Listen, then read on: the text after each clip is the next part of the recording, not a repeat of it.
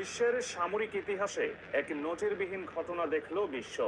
Israel এবং আমেরিকার billion ডলারের প্রযুক্তির অহংকার ইরানের আকাশে ধুলোয় মিশে গেল। আমেরিকার তৈরি পঞ্চম প্রজন্মের অদৃশ্য বা স্টেলথ যুদ্ধ বিমান F-35 ইরানের পুরনো মডেলের MiG-29-এর সামনে টিকতে না পেরে লজ্জাজনকভাবে পিছু হটল। যে বিমানকে নিয়ে তেল আবিব আর ওয়াশিংটন দিনরাত গর্ব করে, সেই F-35 তেহরানের আকাশে মৃত্যু ভয় দেখল। দখলদার ইসরায়েলি বাহিনী ভেবেছিল ইরাকের সীমান্ত ব্যবহার করে পেছনের দরজা দিয়ে ইরানে ঢুকে পড়বে, কিন্তু তারা কল্পনাও করতে পারেনি ইরানি বাজপাখিরা তাদের জন্য আকাশেই মরণ ফাঁদ পেতে বসে আছে। আর পুরো এই ঘটনা দেখে তেল আবিবের বাংকারে বসে থাকা নেতানিয়াহু হয়তো লজ্জায় মুখ লুকানোর জায়গা পাচ্ছেন না, এবং তিনি বুঝতে পারছেন তার অহংকার আজ ইরানের মাটিতে ধুলোয় মিশে গেছে।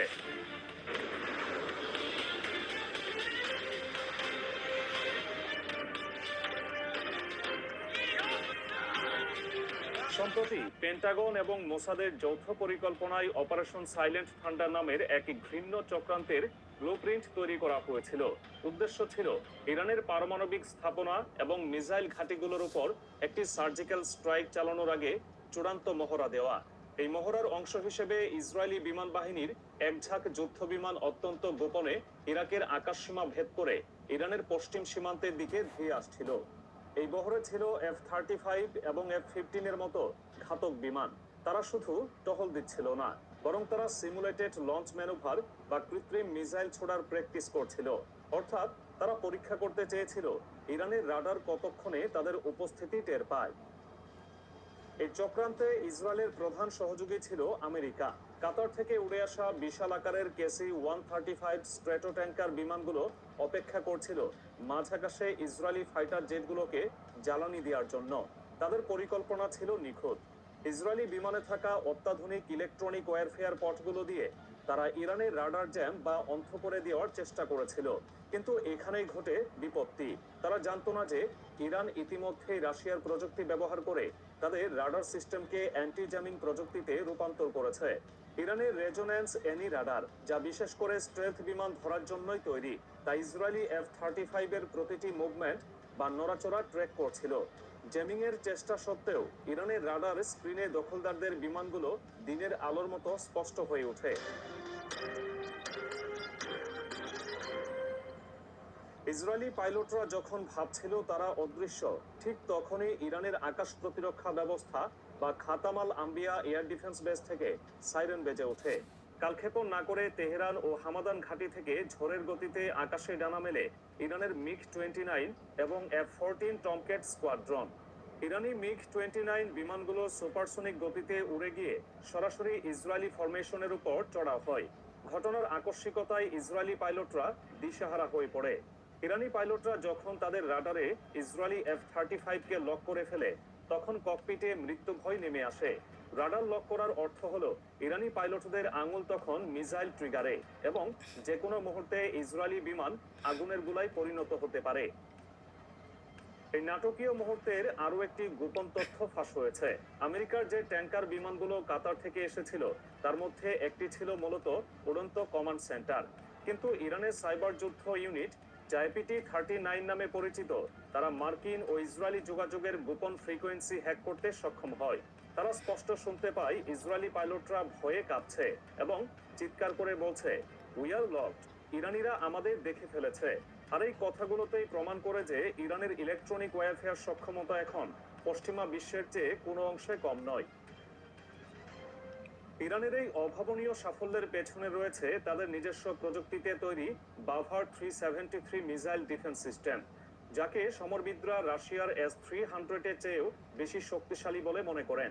এই সিস্টেমটি একসাথে 6টি লক্ষ্যবস্তুকে চিহ্নিত করে 200 কিলোমিটার দূর থেকেই ধ্বংস করতে পারে। সম্প্রতি ঘটে যাওয়া এই ঘটনায় বাভার 373 এর রাডারই প্রথম ইসরায়েলি বিমানের অবস্থান শনাক্ত করে।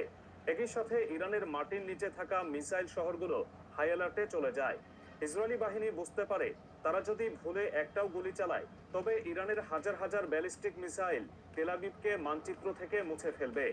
এই ভয়ে লেজ গুটিয়ে পালানো ছাড়া দখলদারদের আর কোনো পথ খোলা ছিল না। তাহলে ইরানের পুরনো বিমানগুলো কিভাবে এত আধুনিক বিমানের সাথে পাল্লা দিল? এর উত্তর আছে রাশিয়া ও ইরানের সামরিক বন্ধুত্বের মধ্যে।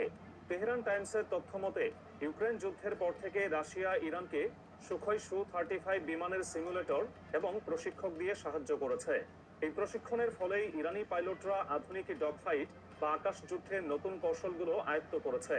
এছাড়া ইরান তাদের পুরনো F-14 টমকেট বিমানগুলোকে রিভার্স ইঞ্জিনিয়ারিং করে সেগুলোতে ঠাকুর 90 নামের ভয়ঙ্কর মিসাইল যুক্ত করেছে। এই মিসাইল 150 কিলোমিটার দূর থেকে শত্রুকে ঘায়েল করতে পারে।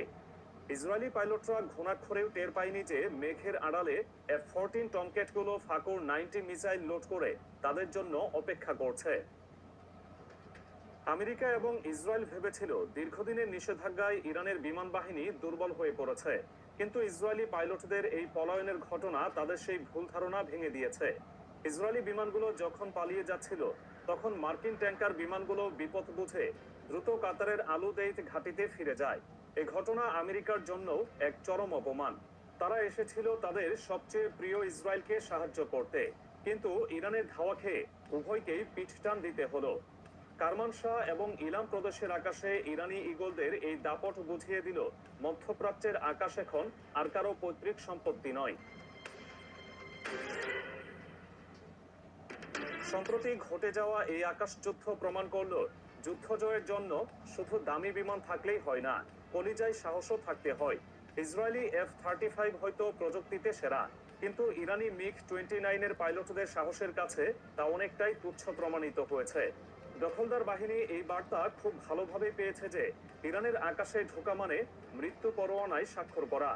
নেতানিয়াহু হয়তো বাংকারে বসে নতুন কোনো ষড়যন্ত্রে ছক কষছেন, কিন্তু এইভাবে পালানোর এই লজ্জা তিনি কোনোদিন ঢাকতে পারবেন না।